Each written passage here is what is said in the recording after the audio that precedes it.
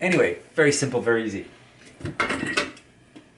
So we get our mixer, pull out the dough hook, scraper, come in handy later.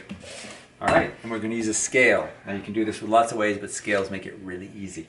So we're going to turn on our scale, and first thing we're going to do is follow the recipe, which says 10 ounces of sourdough starter. So where do you get the sourdough starter? Good question. You grow it. So you grow the sourdough starter, and so there it is. And whoo, smells tasty. So separately, we can figure out how to do a sourdough starter, but assuming you already have it and you've been feeding it, as the instructions say, you now have your sourdough starter, and we will just put in 10 ounces. And again, scales make this very easy instead of dirtying a bunch of things. So let's get that in there, and there's our 10 ounces. Nice and easy. Oop, 9.9, and there's 10. Lovely. So we have our starter, and that is it. And next in our recipe, we'll need some water. 10 ounces of water. Here's our 10 ounces of water, and it should be between 105 and 115 degrees.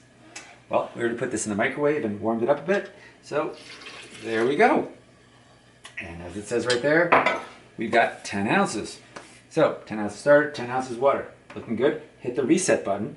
It resets itself. Very handy. And next we're going to want some wheat flour, 4 ounces. So get some wheat flour. Put in 4 ounces of wheat flour. And again, as long as you reset it, you can even leave your spatula right in there. So 4 ounces. And here we go.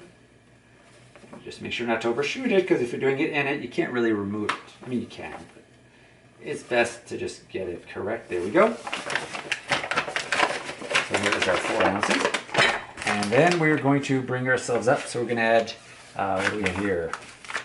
1 pound, 3 ounces of white flour. So we'll use 1 pound, 3 ounces of white flour into that recipe. So here we go. 1 pound, 3 ounces. Again, reset. There we go. 1 pound. And sometimes you run out. So we finished that bag and don't have enough flour. Luckily, we come prepared and have another bag. 1 pound, 3 ounces.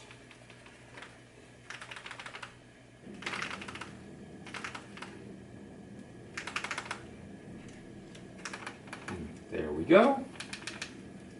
That's 1 pound, 3 ounces. Looking great. So now we have our flour and our water and our starter, which is made from sourdough starter, which has flour in it. I often use bread flour, but for the pizza, you want to use regular flour, not bread flour, because you actually don't want that extra gluten, which we'll put into the other dishes. So there you go. So we've got our wheat, flour, that. What's next? We're going to have some yeast, some other thingies. Now you're going to decide the order to not have to clean up too much mess. So what we're going to do first is salt. Not very messy. 2 teaspoons. Remember, teaspoons, not tablespoons. Don't mix those up.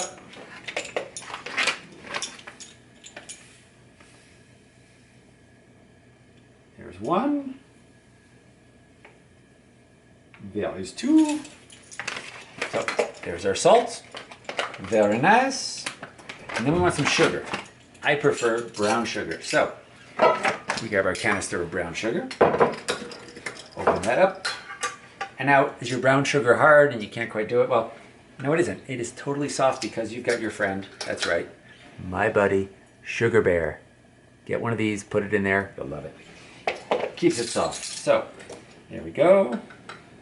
Nice and soft. Brown sugar. Put the bear back in. If it's been a while, maybe soak the bear in some water first, but there you have it. And then I'll show you some secret ingredients at the end. So we still have that. We still need, let's see, yeast. Yeast is our missing friend here, so yeast, we will get that. Now again, or not again, it's the first time I'm telling you this, but yeast, you can buy those little packets, or you go to Costco or somewhere like that, get one of these bricks of it, 2 pounds, it'll last you forever. You'll never run out. So, especially nowadays where it's hard to get a hold of, find one of these, you're done. And the other thing is keep it far away from your starter. You don't want to get this in your starter. Because your starter is natural yeast that's wild and stuff. This is sort of commercial yeast that's very powerful and might knock out the other one, and so you'll lose your other one. So always keep your starter and this guy far from each other. So 1 tablespoon. So again, I'm adding this because we want rapid rise, but we've got the nice flavor and extra and a little bit of oomph coming from the starter. But there you go. So we're gonna do a whole tablespoon. Is that really true? Yes, it is. 1 tablespoon of yeast. There we go. And that nice warm water will kick it off. Put that away. Okay, we're doing nicely. Now there's a few more ingredients coming in here, and then we're done. It's that easy. Then put on the mixer, and you're good to go. So, next, we've gotten all those things, just double checking. We want the olive oil. So get some extra virgin olive oil. You're adding this for flavor. My favorite nowadays is Kalamata olives. They're always tasty, so Trader Joe's has a good Kalamata olive oil. So, 1 tablespoon, 2 tablespoons. So, there we have it. There is that. And again, not many things to clean up. We've done a good job of reducing mess. So, home stretch. All the ingredients are in that you saw on that list, but then there's some secret ingredients. So, additional ingredients that we're going to put in here is hot pepper flakes, because why not? Why just put that on your pizza? Put it in your dough, add some flavor that way. So shake a bunch of those in as much as you want. Go to town, as spicy as you want it. You want the kids to say it's too hot and leave you the pizza and go have something else? Put a lot in. Okay, then get some oregano. Same thing, choose how much you want. And why just have it in the sauce? So sprinkle this oregano in there.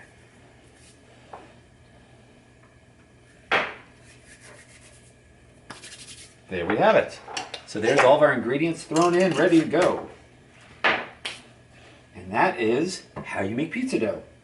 Now, the last bit. Put it on your mixer. Put that dough hook on.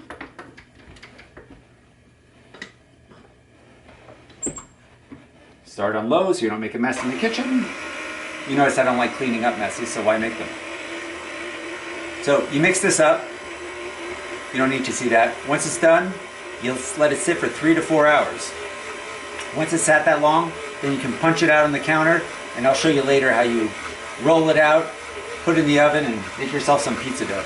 All right, or some pizzas. And then the fun thing is, you can actually do these, quickly hit them in the oven, throw them in the freezer and save them, and then it's like the, boba leaf. You can just have them in the freezer, when you're ready for them, just pull them out, and you're ready to go. All right, have a great one. So, quick view, there is our dough. And just so you know, we mixed it as quickly as possible, as in as short as possible. We just want enough so that everything's incorporated. You're not trying to create the gluten, which is very different than gluten, spelled the same, but that's actually the strands that get created as you mix. And so you don't actually want to mix it a lot like you're making bread, you're doing it like pizza dough.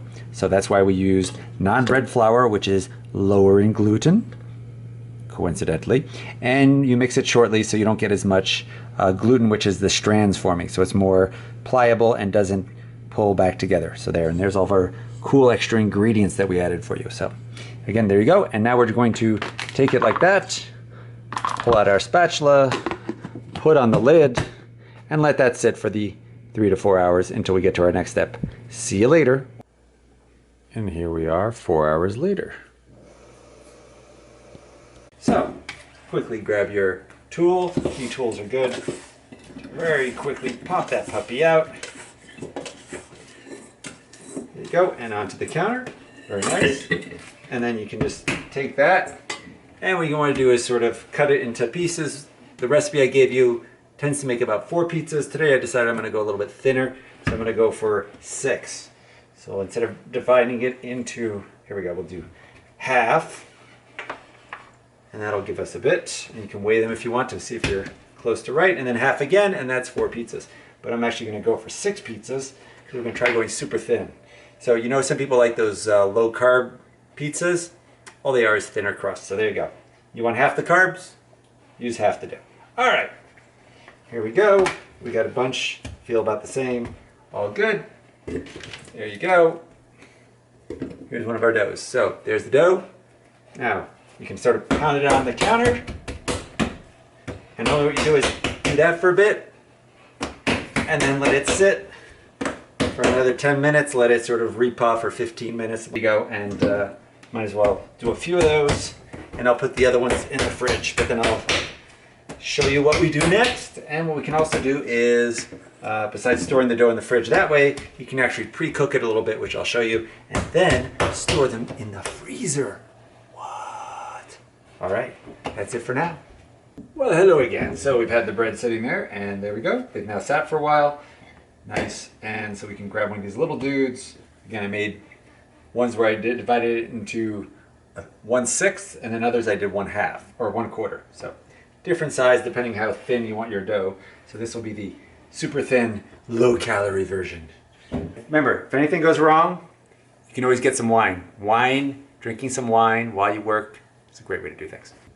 All right, welcome back. So the dough's been sitting, it's ready to go. Under here, underneath the cloth to keep it from drying out too much. And so we've got our dough ball. Always good to have a drink. Helps you work better. So get a little flour. Sprinkle just a little flour. And it'll stop it from sticking, so you can sort of put a little bit of that, especially there's normally one sticky side, the one that was face down. There you go. And so you can sort of push it out with your hand, going from the center out, and make yourself a little disc. There you go, there's your little pizza disc. And then you can just keep stretching it. And you have lots of ways you can do this. And so one way, of course, is the traditional spinning it and just keep spinning it, and it'll keep getting bigger as you spin it. But if you want, you can also just keep it on the counter and keep spreading it with your hands. Or if your goal is to make a super thin pizza, which is what I'm doing, this is the 1/6 of the dough. You can roll it out from the center and keep going. And slowly stretch this until it's the size of your pizza stone and your pizza peel. And I like to use the French style rolling pin, which is sort of straight and slowly tapers at the end. And I recommend you pick one up at sleepingbearwoodworks.com.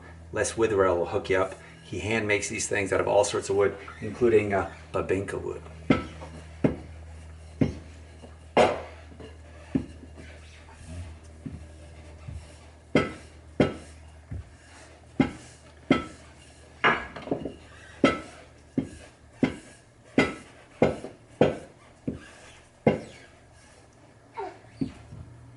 And then once in a while you can just flip it. There we go.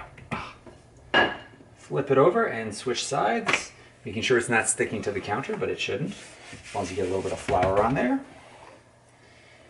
And as it gets thinner, it might stick more, so that's where keeping a little flour on there is handy.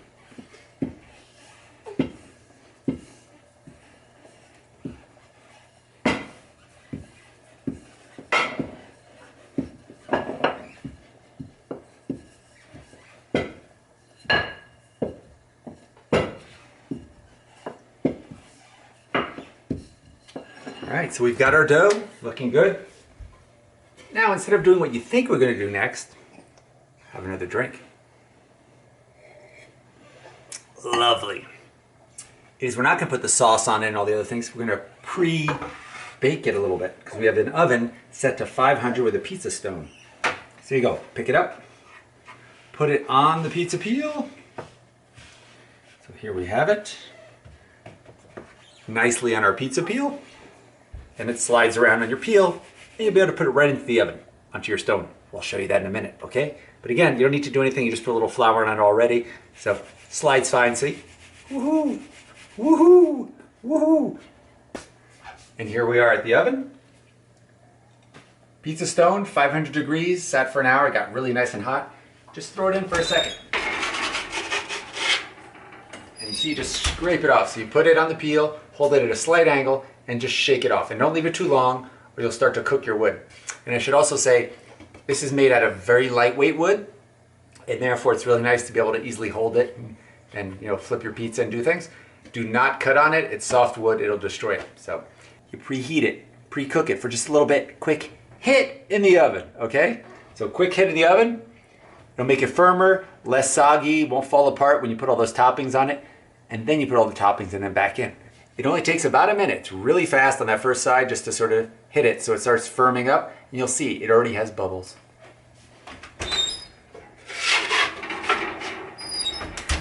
Check those out. You can already see bubbles on it. Then, of course, you just gently flip it over. Did you miss that? Flip it over. One more time. Flip it over. There you go.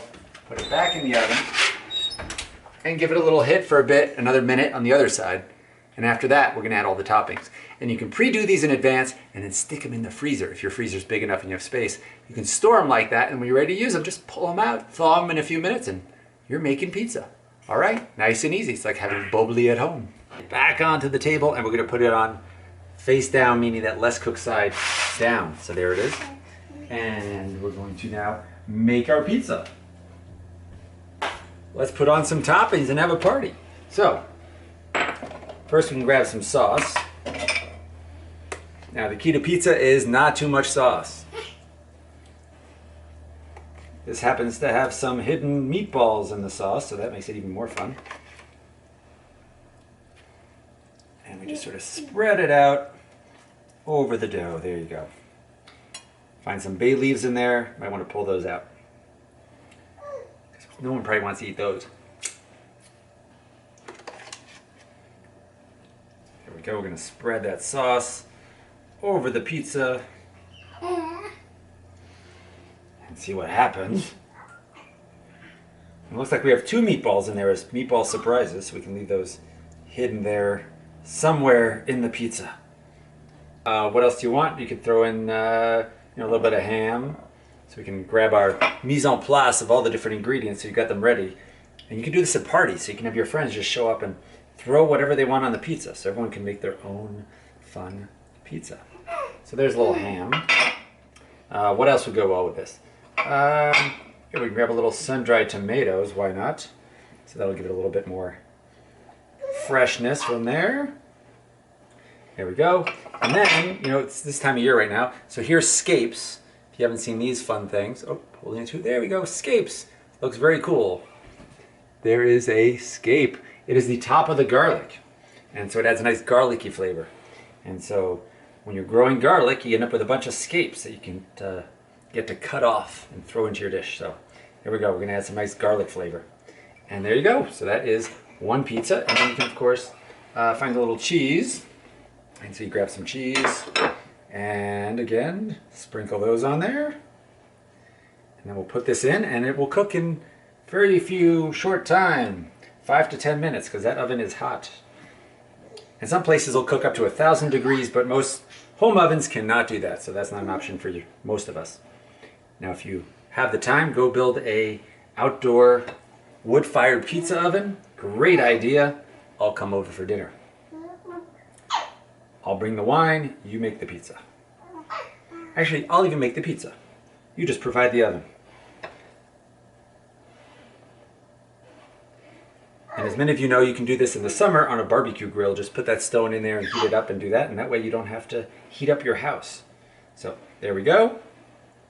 There is our cheesy, nicely cheesed pizza that will now go in the oven.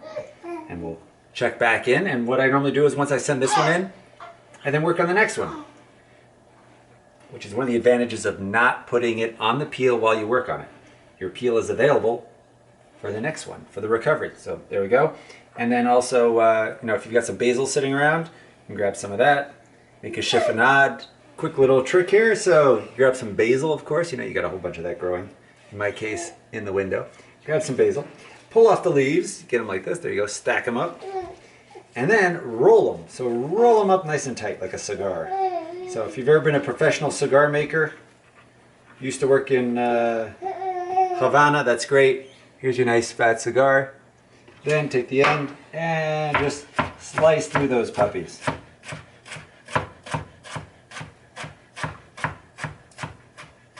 And that's a chiffonade. There you go. And now look at these puppies. And we'll put them in our mise en place. But there you go. Nice little ribbons. So you can see the ribbons. Lovely ribbons. All right. We'll sprinkle that on our pizza. So sprinkle a little basil on there. And then I'll show you some other things you can do as you pull it out of the oven. Anyway, let's have some dinner. So again, pre-cooked, not a problem. Look at this. Whoosh! What? That's right. Now you can go right to the oven or have another drink. Ah, that's good. Thanks for joining me over at the oven. Here we are. We're going to put this puppy in. And again, it's not sticking. Nothing had to be done. Put it in a slight angle near the back. Little shake. Comes right off. Close it up and go work on the other pizza. All right. While the other pizza's in the oven, let's make another one. So here, we'll grab some pesto and make this one a pesto one. So again, everyone can make whatever one they want. So we'll get some pesto on here. And nicely lubricate our dough with some pesto. There we go. Kind of spread it out near the edges, but not all the way to the edge, so you get a little crust area. And also this way it doesn't leak out and make a mess in your oven on top of your stone. All right, so there you go. Nicely done. There, we have a nice layer of green on top. And then we say, what else do we want to put in there? So we can go to our mise en place bowl and say, hey, let's grab some ham and put some ham on this puppy. So here's some nice ham pizza. And so we can put that in there. We can decide what other fun ingredients we want. So let's use that up. There is our heavy-duty ham pizza. And again, it's the season, so let's grab some scape and sprinkle that on there for some nice extra garlic, just in case there's not enough garlic flavor in that pesto. Here we go. Now we're going to grab some artichoke hearts, because hey, why not? Who doesn't like artichokes? A 4 seasons, a 4 saisons pizza. What a great idea. All right, so we'll put that on there. And sprinkle, sprinkle, sprinkle. More ingredients. Yum! That's right. End up with quite a bit on there. And so there we go. And there's our things. And why not? A little bit of sun-dried tomato never hurt anyone. So we'll put that on there too. So there is our next pizza ready to go. Nice sprinkling of different ingredients. And we just want to add some cheese. So again, we'll grab this cut up mozzarella cheese. Sprinkle some on your pizza,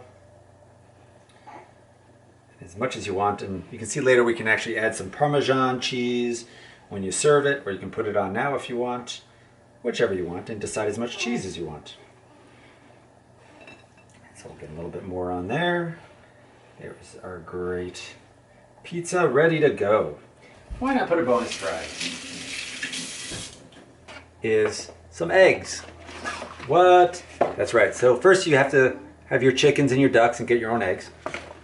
Otherwise you can buy store-bought. I guess that works. So I'm going to put on one little egg and one of my big monster duck eggs. So we'll crack that on top and just drop that on there and have a nice egg on top. So let's get that duck egg. Shell's a little harder to crack, but there we go. Lovely sitting on top. We're gonna go grab the other one. There you go. There's your first pizza. Very nice. Cooks real quick. All right, here's our other pizza with our little 2 eggs on top. Let's slide that puppy in. Again, put it near the back and just brush it right off. There you go. Slides right off into the thing. We'll go and check it on a bit and go work on another pizza. All right, here we are. We've got our pizza that we just took out of the oven, and we're going to cut it. So you have a few choices. You can get your, your normal tools, but first let's grab some extra Parmesan and sprinkle some on there. There we go. So we can put a little Parmesan cheese on there, fresh grated, or in this case it's not Parmesan, it's Romano. So Romano. So then you can take the wheel and cut it and slice them up. Oh, got a meatball up the middle. Should we share it between 2 people or donate it to 1 slice? There we go. So you can do that and just slice them up. Or if you want, grab your chef's knife and you can just go like this and chop away. So you can just do that. So whatever you're in the mood for. You can chop it with that, whichever is easier for you. And chop those puppies up. Or like I said, if you think it's better, you grab the wheel. I don't know which one's better. So. The wheel's pretty fun though. Then you grab that slice. Figure people don't want to know there was one with a meatball in it, so you might as well eat the meatball, get rid of the evidence. So there we go, and we can taste our pizza. What do you think?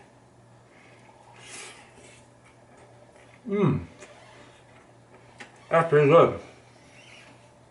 All right, so we're back at the oven and we're gonna go get out that second pizza with the eggs on top. Let's see how they turned out. Same thing, take the pizza peels, put it underneath, you just slide right under it, and there it is. That's how easy it pops right out. And there is our pizza with the eggs on it. Oh yes, let's go check it out on the cutting board. Here we are with our pizza with the eggs on top. And we can now see it looks quite lovely. We'll sprinkle a little bit of fresh Parmesan on top because, hey, you can't have enough cheese, right? So we're going to put a little bit of that on there. Not covering our eggs because we might as well show those off. And it is a pesto pizza, but nothing ever said you can have too much basil. So if we got some basil here that we're growing in the kitchen window. So we'll take some of that and sprinkle that on top. And so it'll be basil with more basil with some fresh basil flavor. All right. So there's that. And then, you know, if you want a little bit of heat, you can do that too. So we've got some hot oil. So make yourself some hot oil and drizzle that on top. Get it on those eggs too. There you go. So a nice bit of hot, spicy oil will give some kick. And remember, we've also got some hot pepper flakes in the actual dough plus some basil. So lots of flavors going on. So again, we cut this puppy. I will cut not going through the eggs because we don't want to mess that up. So let's go through this way. You can also do it with your knife if you want. So you can just take your knife and cut it that way. But either way, if you got the wheel, it's kind of fun. So you can do it that way.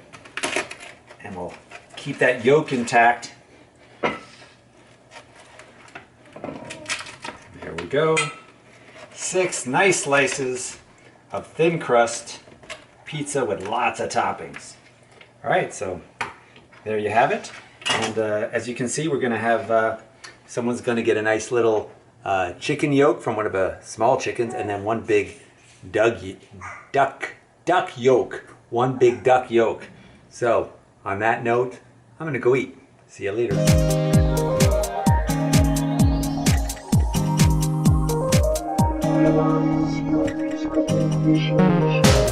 A Grift Monster DVD production.